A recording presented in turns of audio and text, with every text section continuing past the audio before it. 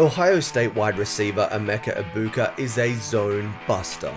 So let's break down his All-22 and see if he's a fit for the New York Jets scheme.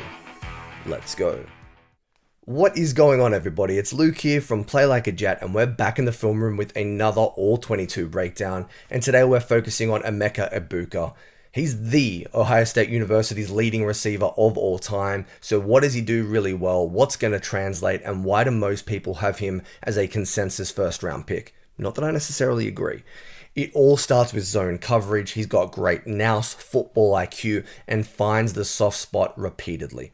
Starting the review, Egbuka is the right-hand slot here for Ohio State University. He wears number 2.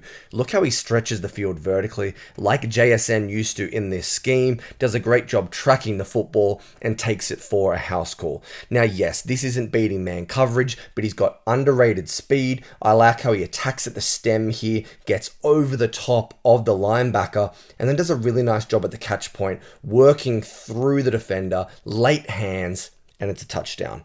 Now again, throughout this review, you're not going to see him beating man coverage a ton. That's one of the knocks I have on him, but he plays his role so effectively.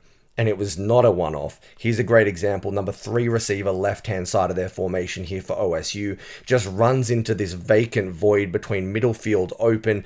But again, look what he does tracking the football. How we've got a defender right now hip pocket, but he's able to have great concentration at the catch point and secure another explosive gain. Now this has been a feature of OSU's offense with guys like Chris Olave, and I also mentioned JSN earlier. Egbuka then slipped straight into that role and did it to a very high level. He was explosive against zone, especially down the seam.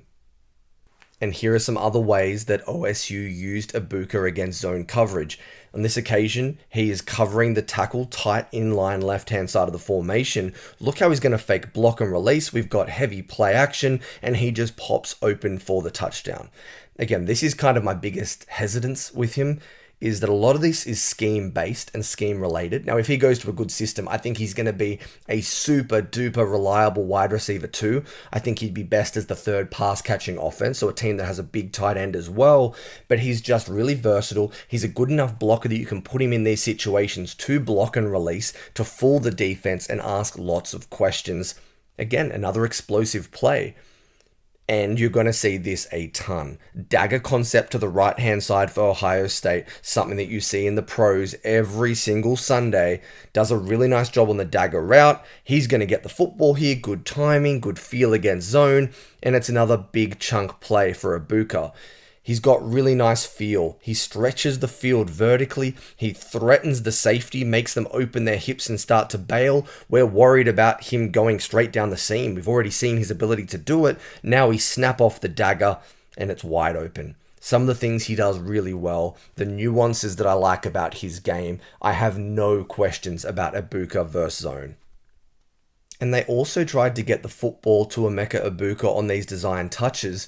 Now, is it something I think he'll be elite at the next level? No, but Ohio State really tried to force him into their offense. He's going to come here from a H-pack position across the formation, get this football from Howard, but I just wish he had a little bit better short area quickness and ability to break tackles. That's something for Egbuka that I went after the catch, or in this case, kind of a run on the end around. What can you do? Can you be explosive? Now, I'm not expecting him to be prime Deebo Samuel, but I want to see him make this safety miss one-on-one in space. If we break a tackle, this is probably a house call. I just thought he was a little bit slow and predictable with his movement skills, and as a result, he didn't have a ton of yards after the catch.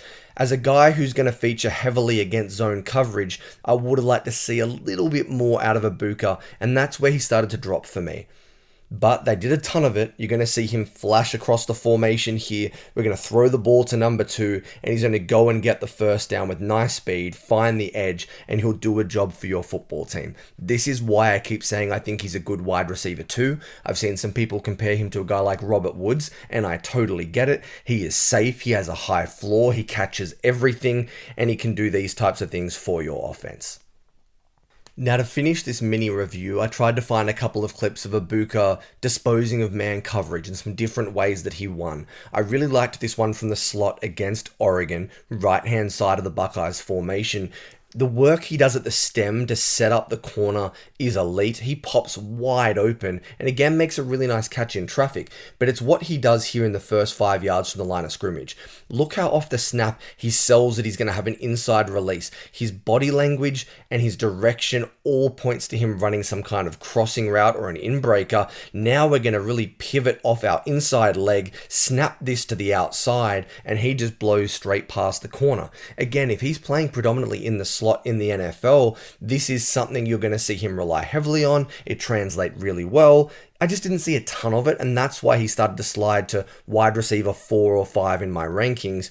But again, you can get creative with him. I thought this was a really nice job of running this little Texas or angle route from a tight formation and doing some work after the catch. He has good, sharp movement skills. He's a very clean mover. I just wouldn't say he's particularly explosive. But a couple of examples of Emeka Egbuka doing work against man coverage, getting open, and in ways I can see him being utilized in the NFL. So that's what the tape said and why I think that Egbuka is one of the safest prospects in the draft. I think he's got a really high floor, as I've mentioned a couple of times. I just don't like him as a top 20 pick because I think the upside isn't there. Look, he's a guy that I would love for the Jets at 42, but I think he's clearly going to go much higher than that. So as a result, I don't think that New York should target Egbuka, but I still think he's a really good football player.